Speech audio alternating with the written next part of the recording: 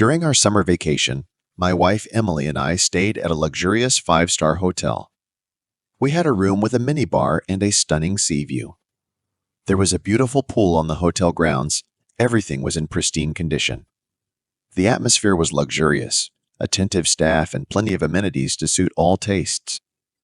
Emily loved waking me up early in the morning before it got too hot and dragging me to the beach. We would stay there until noon, then return for lunch, nap in the room, and then head back to the beach in the evening.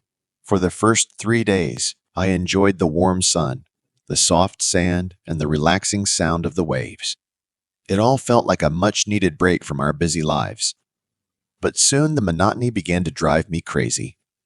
The days began to blend into each other, each one similar to the previous one.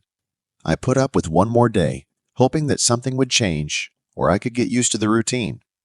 But then I just couldn't take it anymore.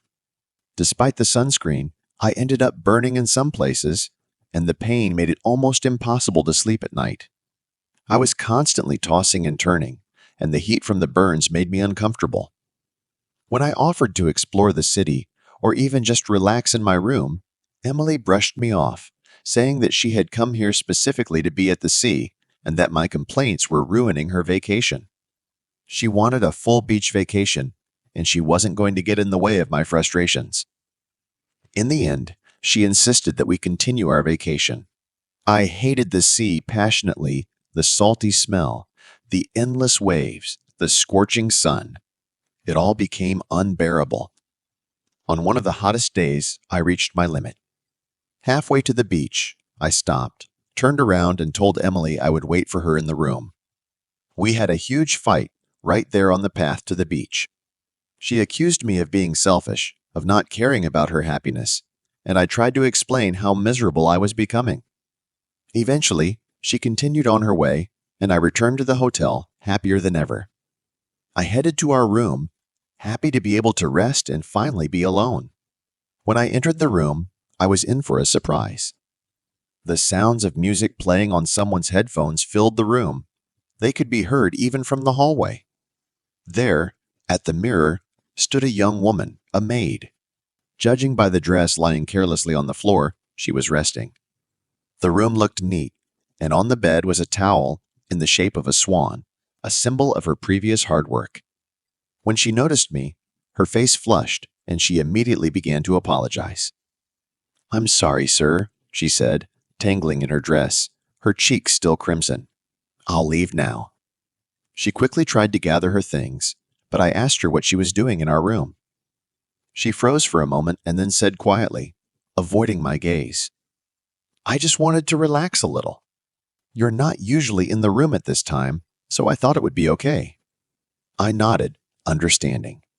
She looked at me with a mischievous glint in her eyes and suddenly asked, "Do you want to relax too?" There was something playful and almost cheeky in her voice. Before I could answer, she stepped closer, her movements bold and confident. She pushed me onto the bed, her playful smile making it impossible for me to resist.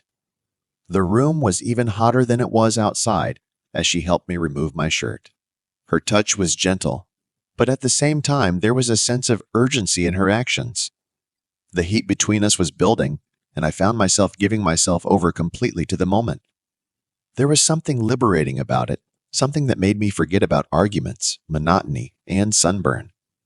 After that day, I never went to the beach with Emily again, but always made sure to be there when it was time to clean the room. The maid and I developed an unspoken understanding. She would come at her usual time, and we would share those stolen moments together. This became the highlight of my days, the thing I looked forward to the most. I began to plan my entire schedule around these brief encounters. The days stopped seeming monotonous. The suffocating feeling I used to experience disappeared. I knew it was wrong, but I couldn't bring myself to stop. The excitement, the secrecy, all of it made me feel alive in a way I hadn't felt in a long time.